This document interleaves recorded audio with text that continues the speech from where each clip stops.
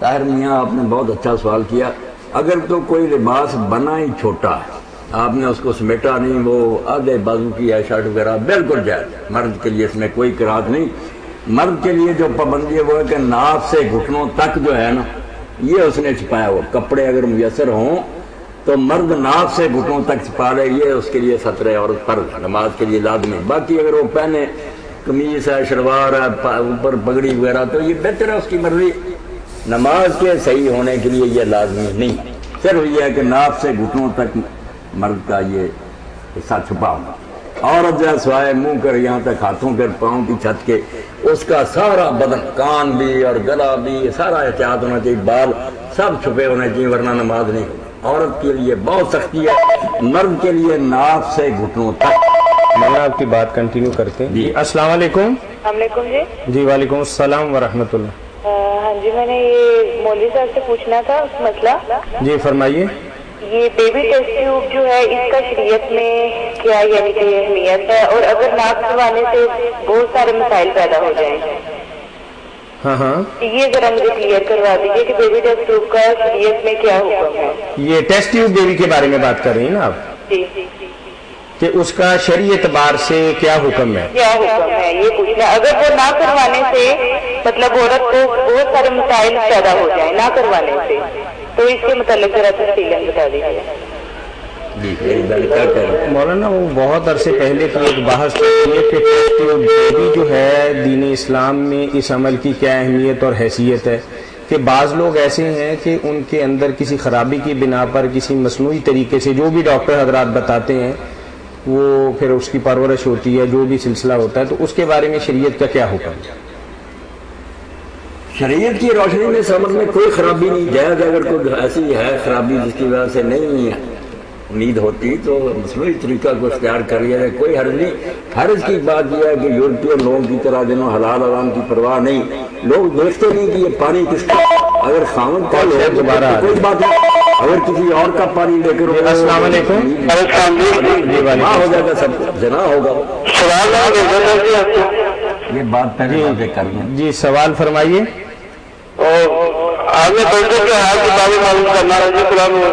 آپ اپنا سوال دہرائیں نا، ہم نے سن لی آپ کی بات، ذرا پھر آپ دہرا دیں تاکہ اس وقت جو لوگ ہماری بات سن رہے ہیں وہ بھی سمجھ لیں گے کہ میرا بھائی کیا پوچھا. ٹھیک ہے جی. مرغا جو ہے وہ جاگتا ہوتا ہے یا سویا ہوتا ہے؟ جب قبر میں وہ جاتے ہیں جاگ کر یہ تو سلام کرتے ہیں، وہ سلام کا جواب بھی دیتا ہے، قدموں کی آواز بھی سنتا ہے، فرشتے اس کو اشارے ثواب بھی پہنچاتے ہیں. تو دوسری طرف لکھا یہ ہے کہ خواب جاگ والے نا من بات مرکز جو نا اس سے ثابت ہوتا ہے کہ وہ سوئے ہوئے ہوتے ہیں. تو پھر جاگتے وہ سنتے کیسے ہیں، ان کو اشارے ثواب ہوتا ہے، پہچانتے ہیں کہ فلاں آیا ہے، فلاں نے مجھے یہ کہا ہے. اور پھر ہفتے میں 2 دفعہ یہ بھی سنا ہے کہ گھر والوں کے حالات ان کو پہنچائے جاتے ہیں. اس کے بارے میں آپ نے تو ایک پوری کتاب کے سوالات ہمیں بھجوا دیے میرے بھائی. مطلب آپ کے اگر گنے جائیں موٹے موٹے تو 1 درجن سوالات ہیں. تھوڑی باتیں آپ کریں نا. آپ کی بات اور کچھ باتیں جو آپ نے کہی ہیں نا اموات کے بارے میں کہ مردوں کا یہ ان میں صحیح بھی ہے، کچھ لوگوں نے اپنی طرف سے بھی گاڑ لی ہیں.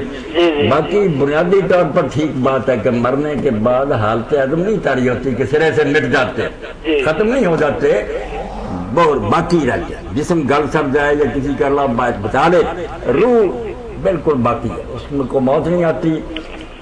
باقی جو آپ نے آیت پڑھی نا اس کے بارے میں آپ یہ سن لیں کہ ممباسنا مرکزنا جو ہے نا، اس سے کئی لوگوں کو واقعی یہ شبہ ہوا کہ اللہ کہتا ہے کہ جب اٹھایا جائے کہ کس نے ہمیں نیند سے جگا لیا، ہماری خوابگاہ سے اٹھایا. تو یہی سوال ایک شخص نے حضرت ابن عباس رضی اللہ عنہ سے کیا کہ ایک طرف تو قرآن کہتا ہے کہ فرعون اور اس کا لشکر النار یوضعون علیہ غدوا وعشیا، کہ صبح و شام فرعونیوں کو جہنم کے سامنے سے گزارا جاتا، پیش کی جاتی ہے دوزخ. ویوم القیامت یردون الی اشد، اب تو صرف دکھائی جاتی ہے اور دن قیامت میں اس سخت عذاب میں ڈال دیے جائیں. اس میں پتہ چلا کہ جانتے ہیں، دیکھتے ہیں اپنی موت روزانہ کہ ہمارا شریع ہونے والا. اور اسی سورہ یاسین میں آپ پڑھتے ہیں کہ جب اس نیک بندے کو لوگوں نے قتل کر دیا قیل ادخل الجنہ، حکم ہوا جنت میں داخل ہو. اس نے کہا یا لیت قومی یعلم، کاش میری قوم کو پتا چل جاتا کہ میرے رب نے تو مجھے بخش دیا اور مجھے عزت دی ہے۔ اس لیے پتا چلا بھائی، میں نے حوالے کے ایک دو ایسے پڑھ دی، دین میں یہ شاید طے شدہ کہ مرنے کے بعد اس کا شعور، اس کی عقل، سب کچھ قائم ہوتی ہے۔ وہ جانتا میں کون ہوں، کہاں سے آیا ہوں، میرے پچھلے کون ہیں، مر نہیں جاتا، مٹ نہیں جاتا۔ اب رہی مرکز دینے کے بعد، تو جب آدمی نے پوچھا حضرت سیدنا ابن عباس رضی سے، ایک طرف تو قرآن و حدیث میں یہ ہے کہ ان کو خوشی ہوتی ہے یا تکلیف ہوتی ہے، ایک طرف وہ اٹھ رہا ہے قبر سے اور کہتے ہیں کس نے ہمیں ہماری نیند سے جگا دیا؟ تو ابن عباس رضی نے فرمایا سورہ زمر پڑھ، جب دوسرے نفخہ ہوگا صاعقہ من فی السماوات، جب کرنا پھونکا جائے گا، زندہ مر جائیں گے جو مرے ہوئے بے ہوش ہو، اس وقت جو نفخہ اولا اور نفخہ ثانیہ کے درمیان ہے نا، اس سور پھونکنے سے لے کر دوبارہ اٹھنے کے بغیر تک یہ بے ہوشی کی حالت ہو، اس وقت واقعی عذاب و ثواب ختم، بے ہوش پڑے، جب پھر اٹھیں گے باقی ایسا ہی ہوگا کہ سمجھیں گے ہم نیند سے اٹھے۔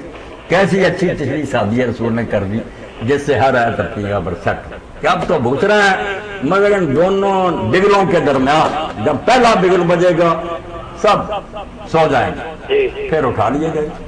اب بتائیں نا کوئی بات، اور یہ جو آپ کہتے ہیں کہ سلام کا جواب دیتے ہیں، یہ کہیں نہیں آیا، ہمیں حکم ہے کہ ہم سلام کہیں۔ قدموں کی آہٹ سنتے ہیں؟ ہاں، آپ یاد رکھیں سب باتیں ہو جائیں، رہ نہ جائیں۔ جی جی، تو یہ جو ہے نا کہ بھائی وہ سلام کا جواب دیتے ہیں، یہ کہیں نہیں ہے، نہ ہم سلام اس لیے کہتے ہیں کہ وہ ہمیں جواب دیں، کیونکہ اگر بھائی یہ بات ہوتی نا کہ ہم یہ سلام تحیت کہتے ہیں، جیسے ملتے ہیں ایک دوسرے کو السلام علیکم کہتے ہیں، وہ جواب دیتا، وہ جواب پھر سلام کہنے والے کو سنتا ہے نا، اگر سنائی نہ دے، زندہ بھی کوئی اپنے منہ میں کہہ دے، اتنا دکھ ہوگا کس نے جواب نہیں دیا۔ اگر مردے جواب دیتے ہوتے تو اللہ بندوبست کرتا کہ وہ جواب ہم سنتے۔ یہ سلام تحیت نہیں ہے، ملاقات اور سلام، یہ سلام دعا ہے، اس لیے کہ اللہ ان کو خیر سے رکھے، اللہ تم پر سلامتی نازل کرے۔ لفظ حاضر کیے ہیں، سننے سنانے کی یہ بات نہیں رہ گئی۔ دوسری بات جوتگی کی آہٹ سننے کی، یہ خاص موقع ہے جب دفن کرنے سے فارغ ہو کر لوٹتے ہیں، اس وقت اللہ کے رسول علیہ السلام نے فرمایا کہ وہ آہٹ سنتا، جب وہ لوٹتے ہیں آہٹ سنتا، دکھاتا اللہ تعالیٰ کی جن پر تجھے بھروسہ تھا، جو جگری یار تھے، رشتہ دار وہ چھوڑ کر چلے گئے، وہ خاص مقام نہیں فرمایا کہ وہ سنتا رہتا، صرف اس وقت کی بات تھی۔ تو ہونا یہ چاہیے کہ جہاں جہاں دین میں آیا ہے نا کہ مردے نے سن لیا، یہ جوتیوں کی آہٹ، یا وہ بدر کے جو کفار تھے وہاں آپ نے فرمایا کہ تم سے زیادہ سنتے جواب نہیں، وہاں ہی رکھنا چاہیے۔ اس کو جنرلائز جو کر دیتے نا ہر وقت سنتے ہیں، یہ اپنی طرف سے گڑھ لیتے ہیں نا، مخصوص موقع ہیں جہاں ذکر ہوا ہے اللہ تعالیٰ اپنی طرف سے سنا دیتا، فرمایا رسول تو نہیں سنا سکتا، اللہ جب چاہتا سنا دیتا، بس یہ بات ہے صاحب سی جی، نہ انکار ہی کرنا چاہیے کہ کبھی نہیں سنتے، نہ عام ہی کر دینا چاہیے کہ ہر وقت سنتے ہیں، یہ بھی کہیں نہیں آیا جی۔ مولانا ان کا ایک اور سوال تھا کہ فرشتے ایصال ثواب لے کر اس کے پاس، ایک بات درمیان میں جو برزخ کہہ دیتے ہیں نا، برزخ کوئی دنیا نہیں ہے، یہ عالم برزخ جو کہہ رہے ہیں، عالم برزخ میں ایسا ہوتا ہے، برزخ عالم کہاں ہے؟ عالم ارواح کہہ رہے ہیں آپ، برزخ تو پردہ ہے، جو اللہ پاک نے فرمایا نا کہ جو کافر کہتے ہیں اللہ ہمیں دوبارہ دنیا میں بھیجا دے ہم نیکی کریں، تو ہمیں مرائے ہم برزخ، ان کے آگے ایک بیریئر ہے، پردہ ہے، روک، برزخ پردے روک کو کہتے ہیں، روک ہے، اس دنیا میں نہیں آ سکتے، ہزار چاہیں کہ اب ہمیں موقع ملے، ان کو موقع نہیں ملے۔ اس سے یہ بھی نہیں کہنا چاہیے کبھی مردہ نہیں واپس آ سکتا، مردے آئے، وہ 100 سال کے بعد ایک اللہ کا بندہ زندہ ہوا، قرآن پاک میں عیسیٰ علیہ السلام نے کیے، لوگ ایک آیت کو لے کر باقی جو ہے نا ان کو اڑا دیتے کہ نہیں جی بس وہ روک ہے، آ ہی نہیں سکتے، یہ کافروں کے لیے روک ہے، وہ بھی ان کے لیے جو کہتے ہیں دوبارہ ہمیں مہلت دی جائے کہ ہم نیکیاں کریں، ان کے بارے میں اللہ کہتا ہے کہ اب قیامت کے دن تک ان کے آگے پردہ کر دیا گیا کہ نہیں آ سکتا۔ اس دنیا کا نام نہیں برزخ، رکاوٹ، بیریئر، دنیا جو ہے اس کو آپ عالم ارواح کہہ سکتے ہیں، روحوں کی دنیا جہاں مرنے کے بعد روحیں چلی جاتی، نیکوں کی اچھی جگہ، بدوں کی بری جگہ۔ جی دوسری بات وہ ایصال ثواب فرشتے پہنچاتے ہیں؟ نہیں، اس کا بھی کوئی ثبوت نہیں، یہ بھی کہتے ہیں نا کہ وہ نور کے تشتوں میں لے کر جاتے ہیں خوش ہوتے ہیں، نہیں کوئی دلیل نہیں، یہ ضعیف اور کمزور روایتیں جو ہے نا گھر کے لوگوں کے حالات میں، یہ کچھ روایتیں آئی اور قابل اعتماد ہی ہیں، کبھی کا ابن حجر رحمۃ